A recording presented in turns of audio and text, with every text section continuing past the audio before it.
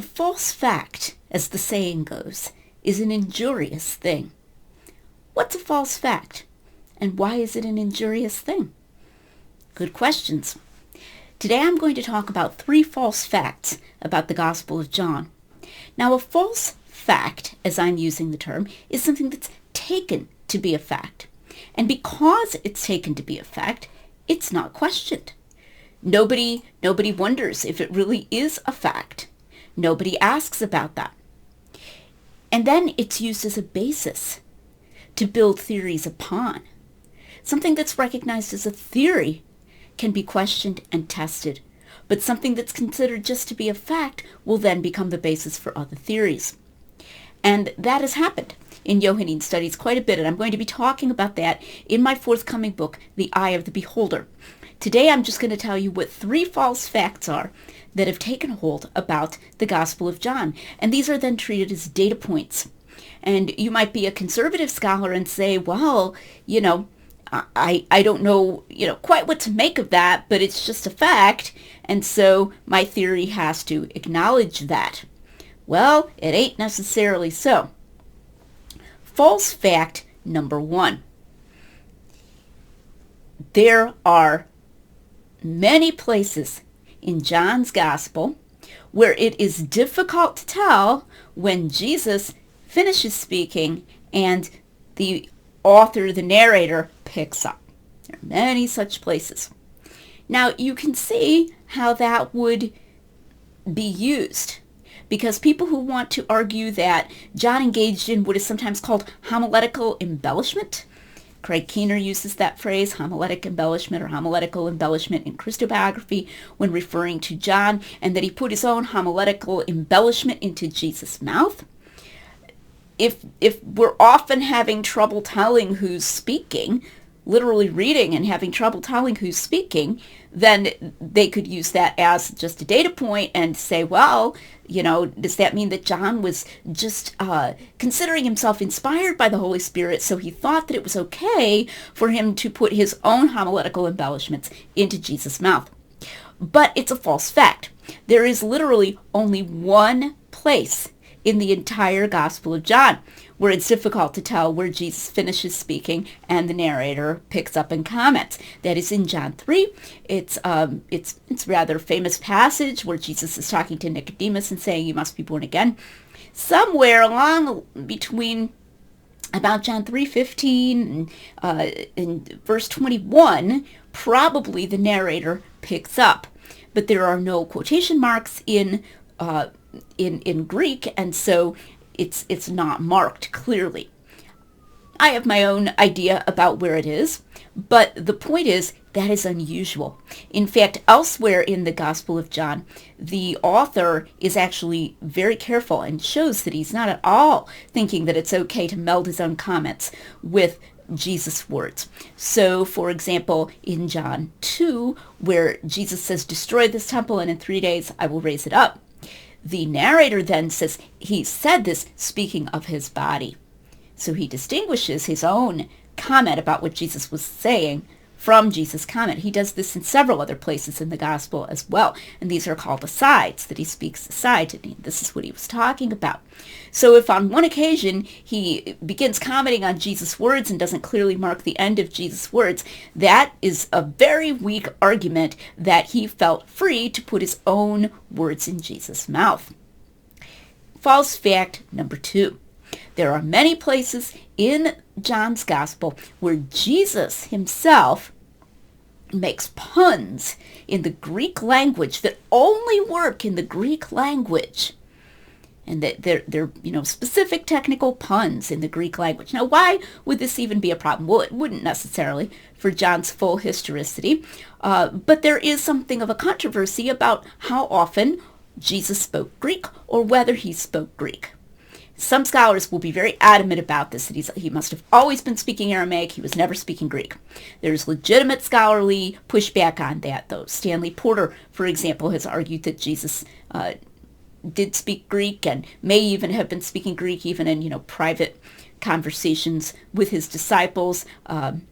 Peter J. Williams has also argued that Jesus spoke Greek and was speaking Greek in some of these places. So it wouldn't necessarily be an issue anyway, but the way that someone like Bart Ehrman will use it is to say that, well, they're all, if Jesus makes a pun in Greek, and Jesus didn't speak Greek, and he must have been speaking Aramaic if that event occurred at all, if that dialogue occurred at all, then John probably invented it and made Jesus look like a real, a punster or someone who made plays on words, because John likes plays on words, but he invented what Jesus says there and puts it into Jesus' mouth.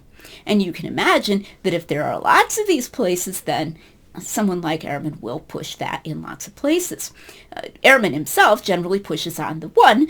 As before, there is literally only one place where in technical terms it can be claimed or even attempted to be said that Jesus makes a pun that works only in the Greek language. This is again in John 3, that he says to Nicodemus, as we've usually heard it, you must be born again.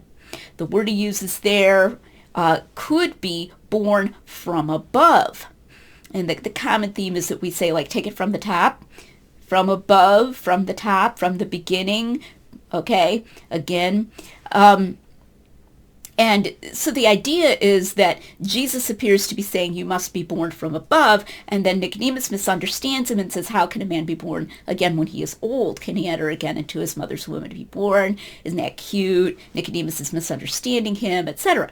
Now, I'm going to say right now that along with the famous scholar, Johannine scholar Brooke Foss Westcott, I have some doubts about whether either John or Jesus intends a pun there. I think maybe we're just seeing it because we think it would be cool. I think it may just be intended to be born again, and that the scholars are maybe reading in the pun there. If there is one, Nicodemus itself is a Greek name. Nicodemus was a member of the Jerusalem elite and could very well have understood Greek, so they could have been speaking Greek. But in any event, that's the only one. And this will get folded into a more general idea that there is a theme of misunderstanding in John. So, for example, when Jesus says to the disciples, I have food to eat that you know not of, then they say, has anyone brought him food while we've been gone, in John 4? And they misunderstand. But of course, that just Jesus using a metaphor. You can see that right in the English. That's not some technical Greek pun. Okay.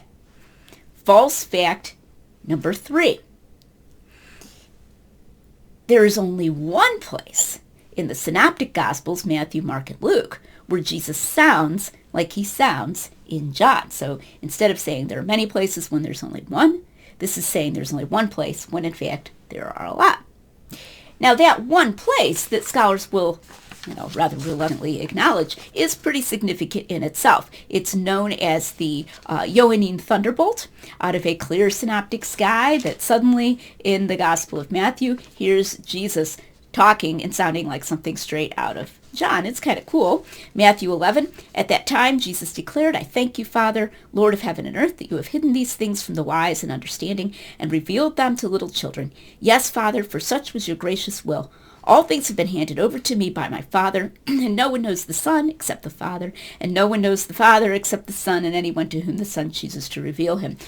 So there you get these themes that are supposedly Johannine themes of needing to know the Father through the Son. You even get some of that repetitious style that is considered Johannine. And that's a pretty significant data point in itself, because if that's all the way that the person spoke who wrote John, and Jesus didn't really talk that way, what's it doing in Matthew at all, even once? And nobody thinks John wrote Matthew. Maybe Jesus really did talk like that. But in fact, that's not the only one. There are a number of places where you have very similar sayings in John and in the Synoptics, but set in different settings. And let me just warn you right now that then scholars will add an ad hoc corollary or epicycle to their theory. Oh, well, John may have known of synoptic traditions and transposed them into a different setting. So heads, John loses, tails, John loses. If we don't find anything that's similar, we say, see, Jesus didn't really talk the way he talks in John. If we do find something that's similar, we say, oh, John must have known somehow about this synoptic tradition, and then he grabs it, he moves it to a different setting. What is this failing to acknowledge? Hey, maybe both John and the Synoptics are talking about the same person, Jesus, and they both know how he talked, and this is how he talked on more than one occasion. So I'm just going to give you a few of these other examples, and there are more coming in the eye of the beholder. So here's one. This is in the Sermon on the Mount, famous saying, ask and it will be given to you, seek and you will find, knock and it will be open to you. Matthew 7:7 from the Sermon on the Mount. Compare from the Farewell Discourse. Until now, you have asked nothing in my name. Ask and you will receive, that your joy may be full. John 16:24. It's the same saying, right? But in completely different settings. Well, maybe that's how Jesus talked. You know, people do repeat what they say. The teachers do repeat their sayings. Here's another one. Matthew 10, this is the commissioning of the 12. A disciple is not above his teacher, nor a servant above his master. It is enough for the disciple to be like his teacher and the servant like his master. If they have called the master of the house Beelzebul, how much more will they malign those of his household? Matthew 10:24-25. Now get this, 2 places in the Farewell Discourse. So John himself is already telling you that Jesus said this kind of thing more often, more than once, even twice on the same night. John 13. Very truly I tell you, no servant is greater than his master, nor is a messenger greater than the one who sent him. He's talking about the foot washing. John 13:16. Then later, John 15:20. Remember what I told you, a servant is not greater than his master. If they persecuted me, they will persecute you also. All right, so this is very similar to if they called the master of the house Beelzebul, how much more will they malign those of his household? It's very similar to what he says in Matthew 10 about if they persecuted me, they'll persecute you. Well, he may very well have said that more than once. Here we find a type of saying that's actually found in more than one setting in the Synoptics themselves. Matthew 10:37. Whoever finds his life will lose it, and whoever loses his life for my sake will find it. Okay, now, but then check out in Matthew 16:24-25, also Mark 8, if anyone wishes to come after me, he must deny himself and take up his cross and follow me. For whosoever wishes to save his life will lose it, but whoever loses his life for my sake will find it. Again, very famous setting. Even in the Synoptics, we find Jesus apparently saying it more than once. And now, John 12. Whoever loves his life loses it, and whoever hates his life in this world will keep it for eternal life. If anyone serves me, he must follow me, and where I am, there will my servant be also. So again, you've got to follow me, and he's thinking of his death right there in John 12. You've got to be willing to be where I am. In fact, being where he is not necessarily a comfortable thing, and you must be willing to give up your life. Very similar, completely different settings. That's during Passion Week in John 12. So, back in 2018, I did a debate with Craig Evans, Dr. Craig Evans, and he said we have virtually nothing in the Synoptics. There's this one passage in Matthew where Jesus sounds like he sounds in John.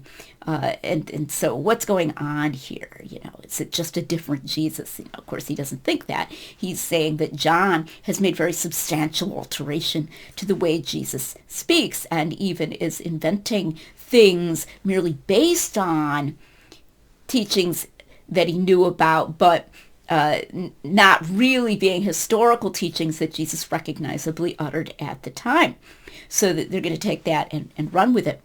In my book, The Eye of the Beholder, I have several chapters on this question of how Jesus sounds in John. Because this false fact that there's virtually nothing in the Synoptics where Jesus sounds like he does in John, and Jesus sounds so different, is something that's just taken hold on people's minds. Now, I don't deny that there are some differences between the way that Jesus sounds in John and in the Synoptic Gospels. In fact, one of them is that tendency to repeat, that right in the same discourse, Jesus will repeat himself a lot in the Gospel of John. You can think about that. One way of paraphrasing that is completely legitimate is just to shorten somewhat in order not to record, every repetition. And so that repetitious style could well be something that was shortened for purposes of memory, as recorded in the Synoptics, but then that doesn't mean that there's anything non-historical on either side. That's just one possible source of differences. But I want to dig into this. So I have 3 different chapters on different aspects of this claim that Jesus just sounds so different, and that this calls John into question. What does that really mean? What are some of the specifics that are involved there, including specifics of language? I had scholars who are knowledgeable in Greek check over those chapters in particular, so that they could, catch if I'd made some kind of mistake concerning the language, and vet them. And they did not. They did not say. I mean, they checked them, but they didn't say, "Oh, you made a mistake there," or anything of that kind. So I wanted to check that out. But as far as I know, the Eye of the Beholder spends more time than other contemporary similar books on that issue of how Jesus sounds. So those are 3 false facts. There are more, but first false fact, there are many places where it's hard to tell where Jesus stops speaking and the narrator picks up. Nope, there's only one. Second false fact, there are many places where Jesus makes highly specific puns that work only in the Greek language, and so what does this mean? Does this mean we have to commit ourselves to Jesus speaking Greek all the time? And there's actually only one. Third false fact, there is only one place in the Synoptic Gospels where Jesus sounds like he sounds in John. There are actually a lot of overlaps between the things Jesus says in the Synoptic Gospels and the way he sounds in John. A lot more overlaps than scholars have generally acknowledged. Within the next week, I hope to have a release date, a specific release date for the Eye of the Beholder. When I have that, I'm going to do a video just talking about that, maybe going a little over the organization of the book, telling what some of the highlights are, and I'm contemplating probably mentioning the some of the endorsements that I've received, not reading them, but some of the names of some of the endorsers that have chosen to endorse the book, The Eye of the Beholder. So be sure to hit subscribe and hit the bell to get notifications. You can also subscribe to Lydia McGrew Author on Facebook and get notifications of that, so that you get the announcement of the release date for The Eye of the Beholder, the specific release date, hopefully early in the month of March.